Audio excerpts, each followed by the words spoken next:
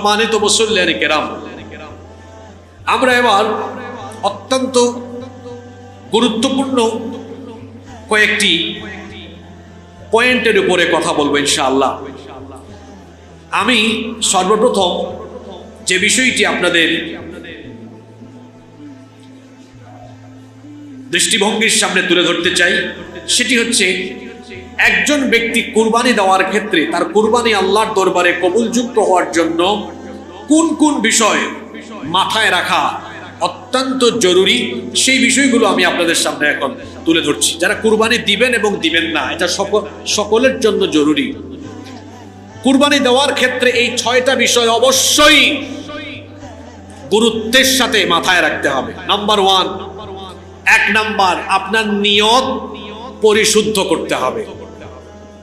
প্রত্যেকটি কাজের জন্য নিয়ত হলো গুরুত্বপূর্ণ। আপনি কুরবানি দিচ্ছেন কোন নিয়তে, এই নিয়ত পরিষ্কার থাকতে হবে। গোশত খাওয়ার উদ্দেশ্যে, মানুষ দেখানোর উদ্দেশ্যে, খ্যাতি পাওয়ার উদ্দেশ্যে, না শুধু আল্লাহর সন্তুষ্টির জন্য? আমার দিলের খবর আপনি জানেন না, আপনার দিলের খবর আমি জানি না, কিন্তু সকলের দিলের খবর একজন জানেন, তিনি কে? এই জন্য নিয়ত আপনার ঠিক করে ফেলতে হবে। কারণ যে কোনো ইবাদতে একাগ্রতা, একনিষ্ঠতা, খুলুসিয়ত সবচেয়ে বেশি গুরুত্বপূর্ণ। এজন্য রব্বুল আলামিন কোরআনে কারীমে বলছেন, ওয়ামা উমিরু ইল্লা লিয়াবুদুল্লাহা মুখলিসিনা লাহুদ্দীন।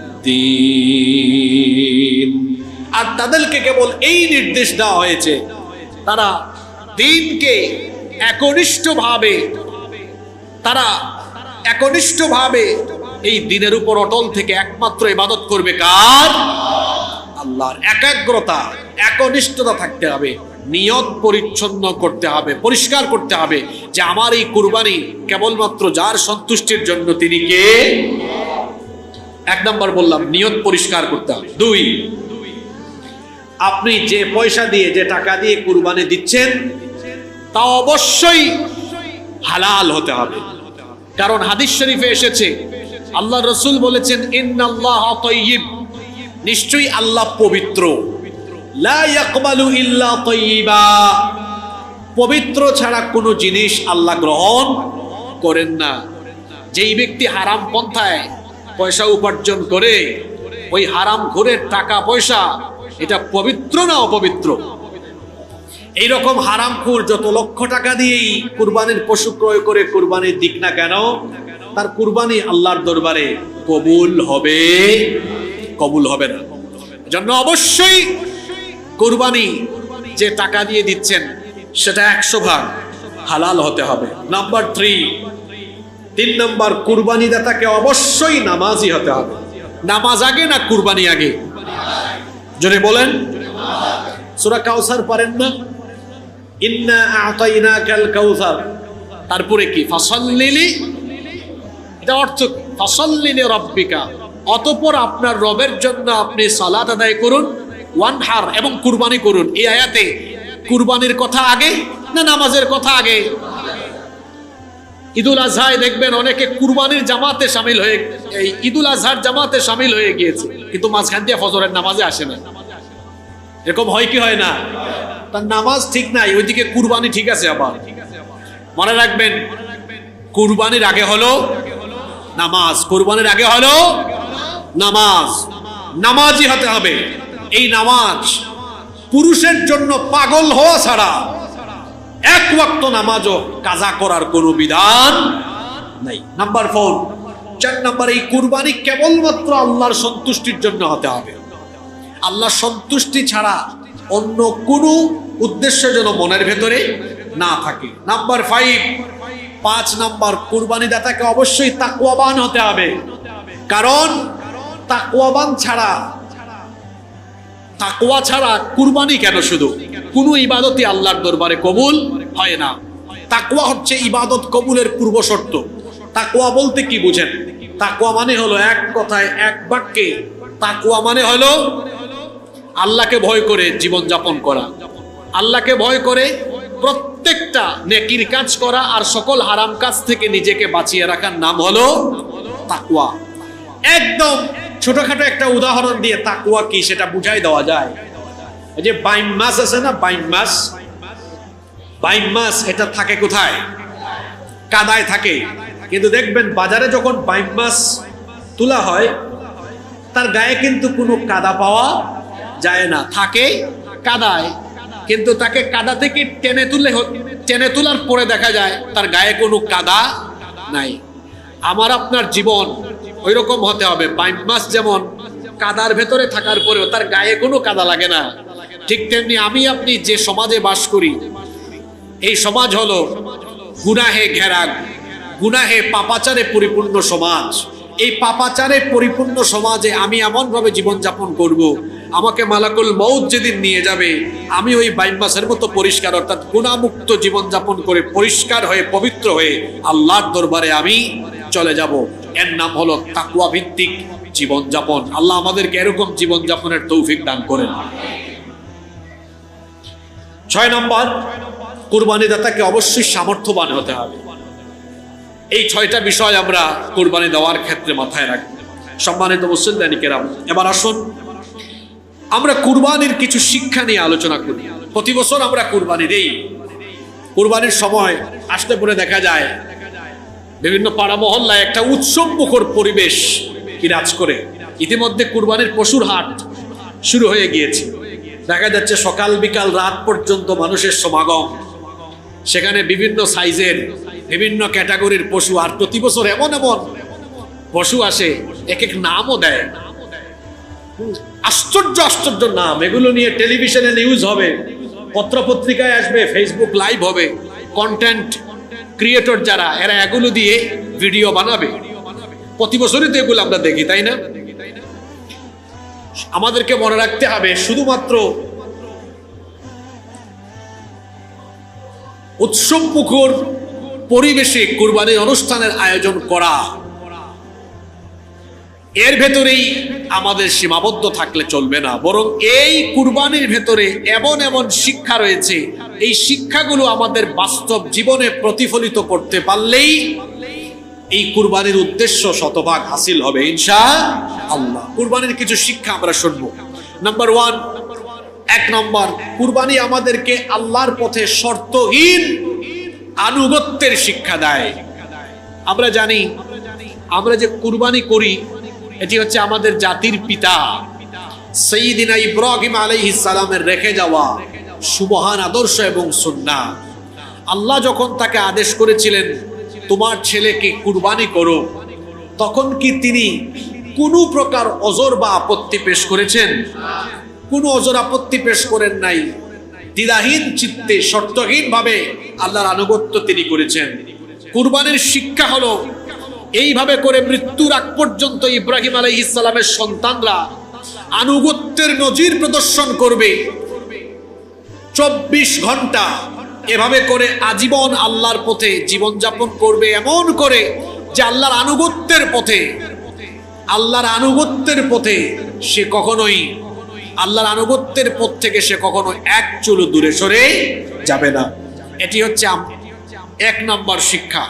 2 নম্বর, কুরবানি আমাদেরকে আল্লাহর রাস্তায় প্রিয় জিনিসকে উৎসর্গ করা শিক্ষা দেয়। সবচেয়ে প্রিয় জিনিসটা আল্লাহর রাস্তায় দ্বিধাহীন চিত্তে দিয়ে দিতে হবে। এই শিক্ষাটা কুরবানির ভেতরে আছে না নাই? জোরে বলেন, আছে না নাই? আছে। সবচেয়ে প্রিয় জিনিসটা আল্লাহর রাস্তায় কুরবানি দিয়ে দিতে হবে। ইব্রাহিম আলাইহিস সালামের প্রিয় জিনিস ছিল তার সন্তান। আচ্ছা, সন্তানের চাইতে কি প্রিয় জিনিস দুনিয়াতে আর আছে? জোরে বলেন, আছে? এই ঘটনা তো আপনারা প্রতি বছর শুনেন। আমি সেই ঘটনার দিকে যাচ্ছি না। ইব্রাহিম আলাইহিস সালামকে কিন্তু আল্লাহ সরাসরি আদেশ করেন নাই। আল্লাহ তাকে স্বপ্ন দেখিয়েছেন। কি দেখিয়েছেন? স্বপ্ন দেখিয়েছেন।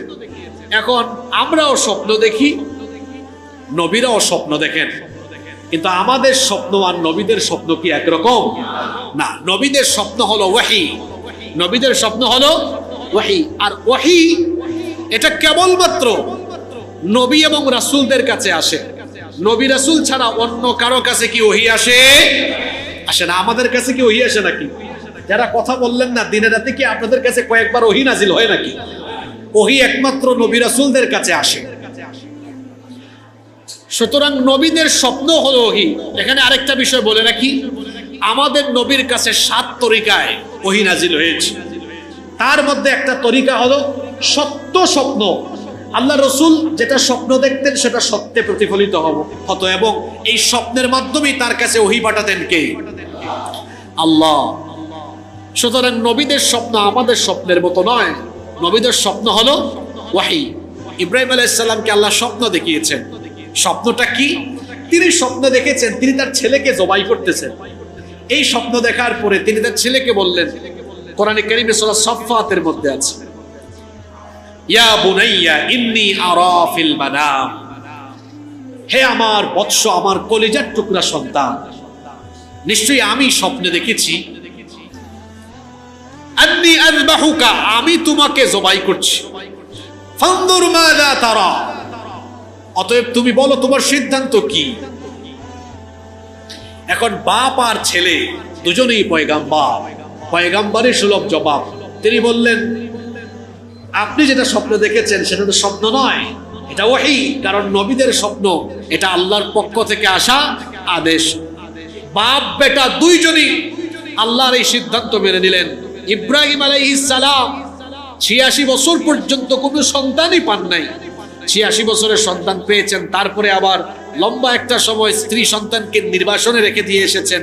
আর সেই ছেলে যখন বড় হয়েছে আল্লাহ বলবেন যাও ছেলেটাকে বাড়ি নিয়ে আসো, এটা না বলে আল্লাহ স্বপ্নে দেখিয়েছেন এটাকে জবাই করো। যা আদরের সবচেয়ে প্রিয় সবচেয়ে মহব্বতের জিনিস কুরবানি করার জন্য যখন স্বপ্নের মাধ্যমে ওহী পেলেন, তিনি তখন কি কুরবানি করতে কোনো প্রকার দ্বিধা বা অজর আপত্তি পেশ করেছেন?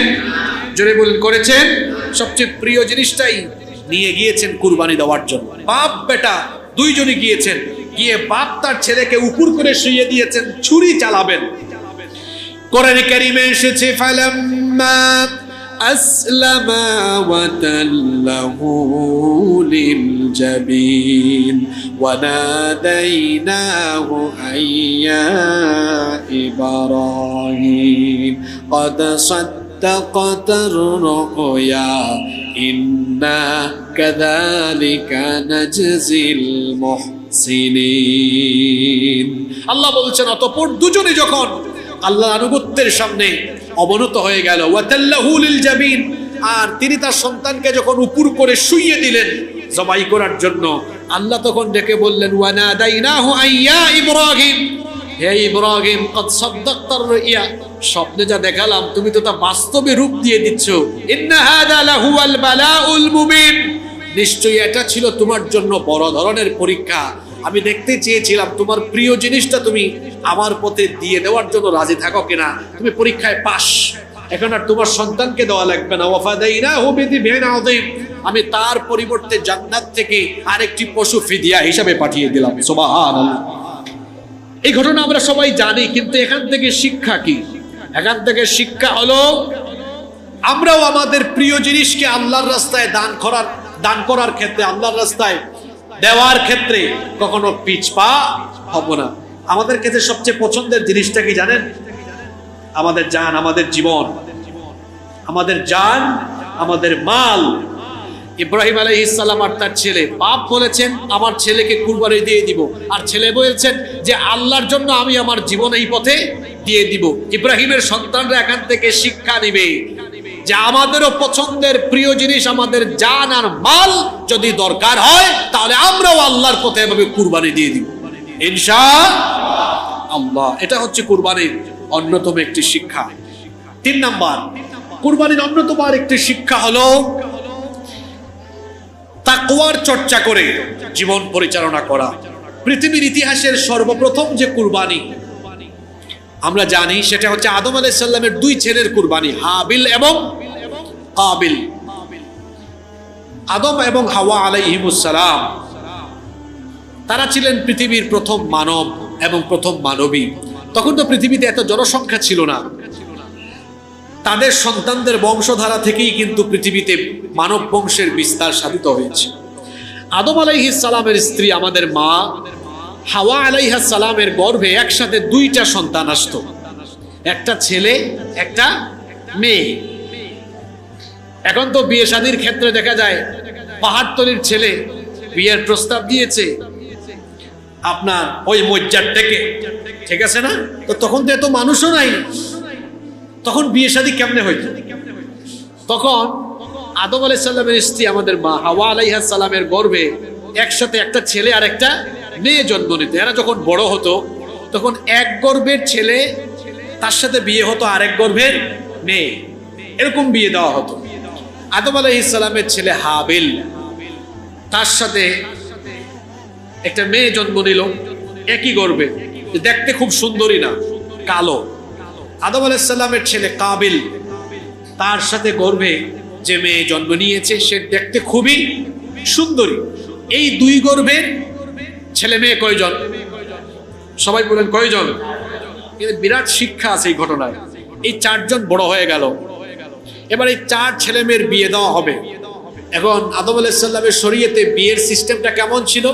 এক গর্ভের ছেলে আরেক গর্ভের মেয়ে। সিস্টেম অনুযায়ী হাবিল বিয়ে করবে কাবিলের সাথে জন্ম নেওয়া মেয়েকে, কাবিল বিয়ে করবে হাবিলের সাথে জন্ম নেওয়া মেয়েকে। এখন আদম আলাইহিস সালাম যখন বিবাহ দিবেন, কাবিল তখন এটা মেনে নিচ্ছে না, সে এই সিদ্ধান্তের বিরোধিতা করছে। আদম আলাইহিস সালাম বললেন, বাবা তুমি এই সিদ্ধান্তের বিরোধিতা করো কেন? কাবিল বলছে, বাবা আপনি মনে হয় আমার থেকে হাবিলকে বেশি পছন্দ করে, আমরা দুজনই তো আপনার ছেলে, কিন্তু আপনি যে একটু সুন্দর বেশি তারে বিয়ে দিচ্ছেন হাবিলের সাথে, আর আমাকে কালো মেয়েটা আমারে দিয়ে দিচ্ছেন। আমার মনে হয় আপনি বাপ হয়ে আমার থেকে হাবিলকে বেশি পছন্দ করেন। ইন্না লিল্লাহি ওয়া ইন্না ইলাইহি রাজিউন। আদম আলাইহিস সালাম বললেন, না, তোমাদের দুই ছেলেকে আমি সমানভাবে ভালোবাসি, আর বিয়ের সিদ্ধান্তটা আমার না, এভাবেই বিয়ে হবে এই সিদ্ধান্তটা কার? সে বলে, আমি এটা মানি না, আমি এটা মানি না।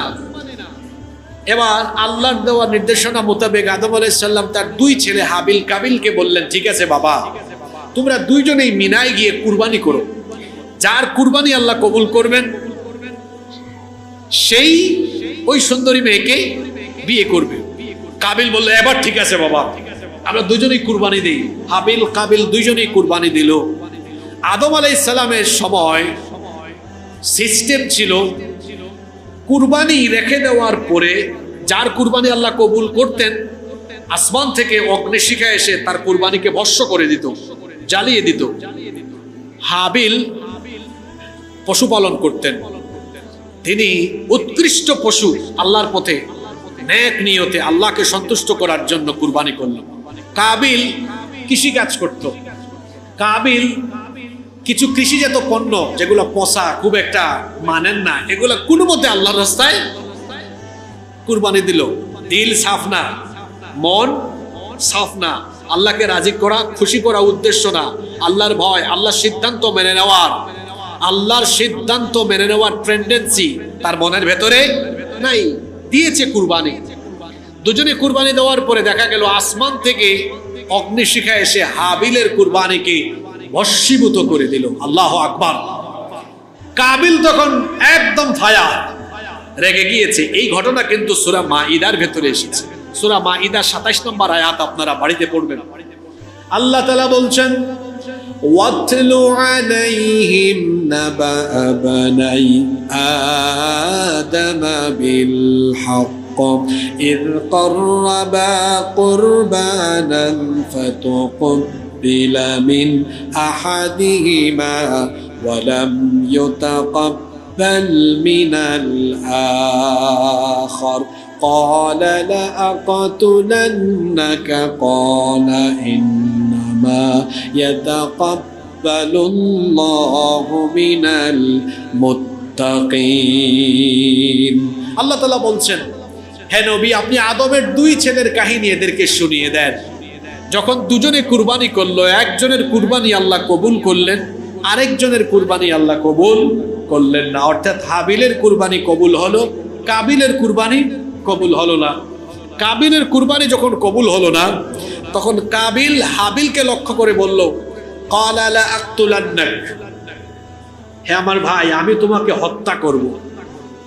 তখন হাবিল বললেন, ভাই তুমি আমাকে হত্যা করে কি লাভ বলো? আমরা তো দুজনেই কুরবানি করেছি, আমার কুরবানি কবুল হওয়ার পেছনে আলাদা কোনো কারণ নাই, কারণ তো একটাই, ইন্নামা ইয়াতাকাব্বালুল্লাহু মিনাল মুত্তাকিন, নিশ্চয়ই মুত্তাকিদের কুরবানি কবুল করেন কে? এই ঘটনা থেকে আপনি কি শিখেছেন? আল্লাহর সিদ্ধান্ত যারা নিজেদের জীবনে মেনে নেয় না, এরা কোটি কোটি টাকা দিয়ে কুরবানি করলো, লক্ষ লক্ষ টাকা দিয়ে কুরবানি করলো, এদের কুরবানি আল্লাহর দরবারে কবুল। যেহেতু কথাটা গুরুত্বপূর্ণ, আবার রিপিট করছি, যারা জীবনের সকল ক্ষেত্রে আল্লাহর সিদ্ধান্ত মানে না, এদের কুরবানি কবুল। এবার বাড়ি গিয়ে আপনি মিলান, আপনি আপনার জীবনের সকল ক্ষেত্রে আল্লাহর সিদ্ধান্ত মানেন কিনা। এই সিদ্ধান্তটা কোন কোন ক্ষেত্রে? আপনার নিজের ব্যক্তি জীবনে, আপনার পারিবারিক জীবনে, সমাজ জীবনে, আর রাষ্ট্রীয় জীবনে লাগবে না। ঘুমাই গেছেন নাকি আপনারা? রাষ্ট্রীয় জীবনে আল্লাহর সিদ্ধান্ত মানা লাগবে না তো? ঘুমাই গেছেন নাকি সবাই? তো ঘটনা শুনেন না, এটা কি বলছি? যারা মনোযোগ দিয়ে শুনেন নাই, আয়াত নাম্বার, সূরা নাম্বার বলি, কোরআনে কারীমের 5 নাম্বার সূরা, সূরা মাঈদার 27 নাম্বার আয়াত, বাড়িতে গিয়ে বাংলা তর্জমা ব্যাখ্যা সহ পড়বেন, উপলব্ধি করবেন। কথাটা আবার রিপিট করছি, জীবনের সকল ক্ষেত্রে আল্লাহর হুকুম, আল্লাহর বিধান যারা মেনে নেয় না, এদের কুরবানি কাবিলের কুরবানির মতো। কার কুরবানির মতো? জোরে বলেন, কার কুরবানির মতো? আর যারা জীবনের সব ক্ষেত্রে আল্লাহর হুকুম মানে, তাদের কুরবানি হবে হাবিলের কুরবানির মতো। আপনারা হাবিল হতে চান না কাবিল হতে চান? জোরে বলেন, হাবিল না কাবিল? তা হাবিল কারা আর কাবিল কারা বলে দেই। যারা ব্যক্তিগত, পারিবারিক, সামাজিক, অর্থনৈতিক, রাজনৈতিক, রাষ্ট্রীয় ক্ষেত্র, জীবনের সকল অঙ্গনে যারা আল্লাহর হুকুম মেনে নেয়, এদের কুরবানি হবে হাবিলের কুরবানির মতো। আর যারা ধর্ম কর্ম এই কথা বলে, নামাজ রোজা হজ জাকাতের ক্ষেত্রে আল্লাহর আইন মানে, আর সমাজ, রাষ্ট্র, অর্থনীতি, রাজনীতির বেলায় তার নেতা নেত্রীর আইন মানে, এদের কুরবানি হলো কাবিলের কুরবানির মতো। কথা ক্লিয়ার? তা আপনাদের কুরবানিটা কেমন হওয়া দরকার? হাবিলের মতো না কাবিলের মতো? কিন্তু এরপরেও দেখবেন কুরবানির সময় বহু মানুষ কাবিলগিরি করবে, কাবিলি কুরবানি করবে। কি কুরবানি? আমরা কি কাবিলি কুরবানি দিব না হাবিলি কুরবানি দিব? তা হাবিলি কুরবানি দিতে হলে আজকে এই মসজিদ থেকে একটু তওবা করে বের হন, মানব রচিত মতবাদকে লাথি দিয়ে ডাস্টবিনে ফেলে দেন। যদি ফেলে দিতে না পারেন, তো আপনার মগজের ভেতরে এই কথা ঢুকায় নেন, আপনার কুরবানি কাবিলের কুরবানি। আল্লাহর সিদ্ধান্তকে সকল ক্ষেত্রে মেনে নেওয়ার টেন্ডেন্সি আপনার ভেতরে থাকতে হবে। আল্লাহর সিদ্ধান্ত আমরা কয়জনই বা মেনে নিলাম? আল্লাহর সিদ্ধান্ত আমরা তো জীবনের সকল ক্ষেত্রে মেনে নিতে পারি না। আপনার পরিবারের দিকে তাকান, আল্লাহর সিদ্ধান্ত মোতাবেক আপনার পরিবার চলে না, আপনার পরিবারের সব নারীদেরকে আপনি বেপরদায় ফেলে রেখেছেন। তাহলে বলেন, আপনার পরিবারে আপনি আল্লাহর সিদ্ধান্ত মেনেছেন? কথা বলেন না কেন? আল্লাহর হুকুম, আল্লাহর বিধান হলো ব্যবসা বাণিজ্য করবেন, 2 নম্বরই করবেন না, সুদ ঘুষ খাবেন না। এই সিদ্ধান্ত কার? এই সিদ্ধান্তকে বুড়া আঙ্গুল দেখিয়ে সুদ ঘুষ দুর্নীতি সব চলমান রেখে তারপরে কুরবানি দেন, এটা হাবিলগিরি কুরবানি না, এটা কাবিলগিরি কুরবানি। আপনার অনিয়ম দুর্নীতি নিয়ে যখন কোনো অধ্যাদেশ আইন হয়, দেখেন না কি জাতের কাবিলগিরি। এখন রাষ্ট্র মেরামত আর সংস্কারের কাজ চলে। গত কিছুদিন ধরে আপনারা দেখেছেন সচিবালয়ে সরকারি আমলারা কর্মবিরতি দিয়েছে, দেখেছেন কি দেখেন নাই? অনিয়ম দুর্নীতির বিপক্ষে যদি কেউ থাকে, তাহলে তো অনিয়ম দুর্নীতির ব্যাপারে কোনো অধ্যাদেশ বা আইন পাশ করা হয়, সেটার পক্ষে থাকার কথা। যদি কেউ অনিয়ম দুর্নীতির খাসলত তার ভেতরে রাখে, সেই সকল ব্যক্তিরাই তো এই সকল সিদ্ধান্তের বিরোধিতা করতে পারে। আমি প্রায় সময় একটা কথা বলি, বাংলাদেশে সম্পদের অভাব নাই, সম্পদের অভাব নাই। এই দেশে একটা জিনিসের অভাব, সেটা হলো ভালো মানুষের অভাব। ভালো মানুষের অভাব।